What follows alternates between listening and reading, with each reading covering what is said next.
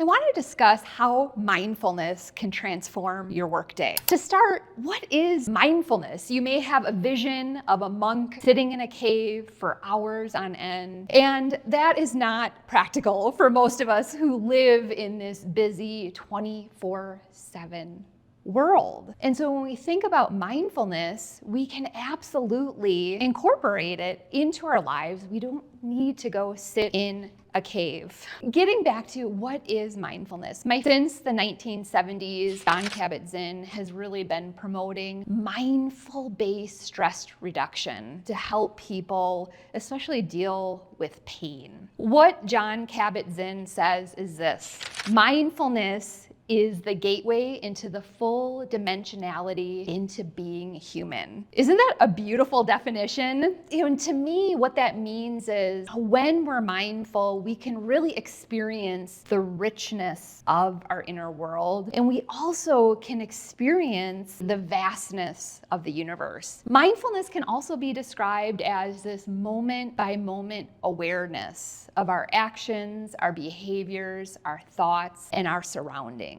How does being mindful benefit me in my workday? Well, there's a number of different ways. So first, we can experience a sense of calm even when there's chaos swirling all around us. Second, we can experience a greater sense of focus, which allows us to prioritize the work that matters most. Third, we may experience sustained energy throughout the day instead of feeling like our energy is fractured, which can cause us to crash and burn. And finally, we may experience more positive relationships at work. So instead of being highly reactive and defensive, we instead approach relationships with an element of curiosity, compassion, and understanding. And so why am I personally interested in mindfulness? Well, it started 10 years ago when I became an avid meditator. I have sat in silence almost every day for 30 to 60 minutes for the past 10 years, and it really has transformed my own life. I have attended a number of silent meditation retreats, and I remember I was on a retreat outside of Napa in California, and all of a sudden I experienced this overflowing sense of joy. And I thought, this is so odd. Nothing is happening because I'm on a silent meditation retreat where nothing is literally happening. And it was so amazing because what I realized up until that point is I was really looking for happiness outside of me. If I received straight A's, I would be happy. Well, that was fleeting. If I received a promotion at work, I would be happy. That was also fleeting. And what I have found with my mindfulness and meditation practice is that now, no matter what is happening, I can still connect with this joy that is within me, and it's always there. The second reason why I am quite interested in the topic of mindfulness and meditation is because as a career and leadership coach, I've been finding that one client after another has come to me and said, I am burned out. A few weeks ago, it was only Tuesday, and 4 coaching clients in the past 2 days had started the session with, I am so burnt out. Coaching clients are also reporting feeling overwhelmed, having challenges with focus. There was a study conducted and it was found that American adults are distracted 47% of the time.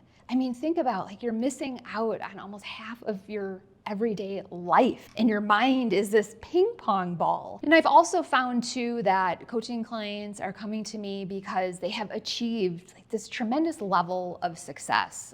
They've risen through the ranks in the corporate environment, or they founded a company, they have all the money, they have this material success, and yet there's this void within them. And they wonder, is this it? And so I do feel strongly, based on my own experience and hearing about the experience of others, that mindfulness can truly transform not only your life, but your everyday work environment. So I want to share some ways for you to incorporate mindfulness. I recommend that you start in the morning. You only need to carve out, say, 10 or 15 minutes, and you set your intentions for the day. Examples could be, I am going to be more mindful in my communication. When I interact with others, I'm going to connect my head, my heart, my gut. So I ensure that I'm fully understanding someone on an intellectual level, an emotional level, as well as an intuitive level. I am going to be more intentional in how I use technology. Recently, I heard Ezra Klein. I'm a big fan of his. And in a recent podcast, he said, I want to ensure that I am using technology instead of technology using me. And I thought, I love that differentiation, because how many of us, hand raised here, have found ourselves doom scrolling and we're like, where did that hour just go by? And I think I lost some brain cells in the process, right? Think about what your intentions are. And I highly recommend that you're very clear on what work you want to get done that day. Instead, you could find yourself putting out fires, or you're constantly distracted by the latest shiny object that comes your way. Next, I recommend that you incorporate regular breathing exercises. So when I worked in the tech industry, my screensaver said, just breathe. And it was a reminder every time I logged onto my laptop, it's okay, just breathe. And when we connect to our breath, it can help down-regulate our nervous system. And then finally, at the end of the day, recommend taking another 10 or 15 minutes in journaling. What came up for you? Starting with gratitude. What were you grateful for throughout the day? It could be as simple as, I was driving to work and I noticed the mountain range. It was spectacular. It could be as simple as, I was so grateful to have breakfast with my children.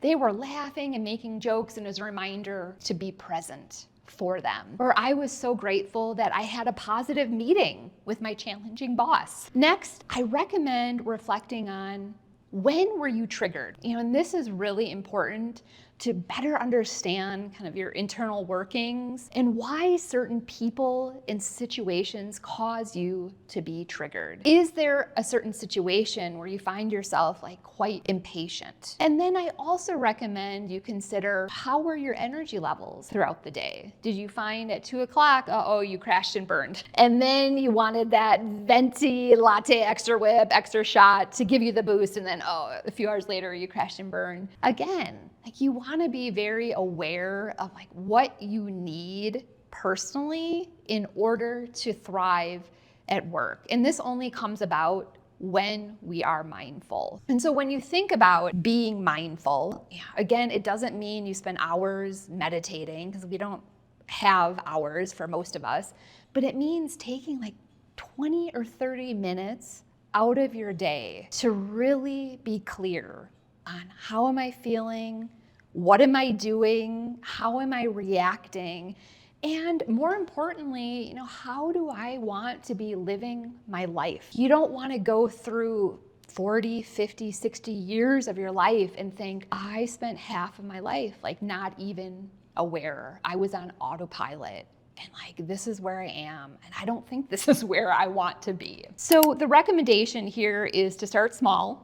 Yes, you can be ambitious and say, I'm going to meditate for 2 hours every single day. And then day one, you look at your watch, it's 5 minutes. You're like, this is boring as all hell. I am going to give up. I don't like mindfulness. I'm not good at meditation.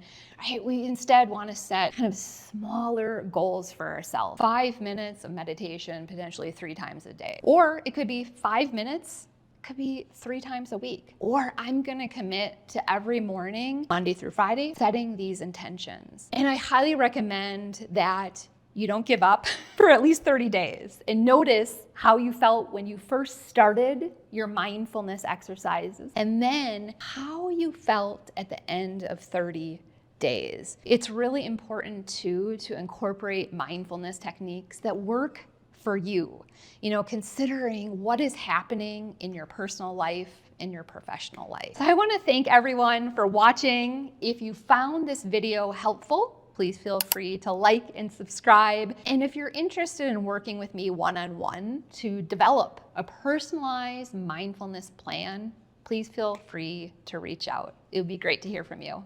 Take care, everyone.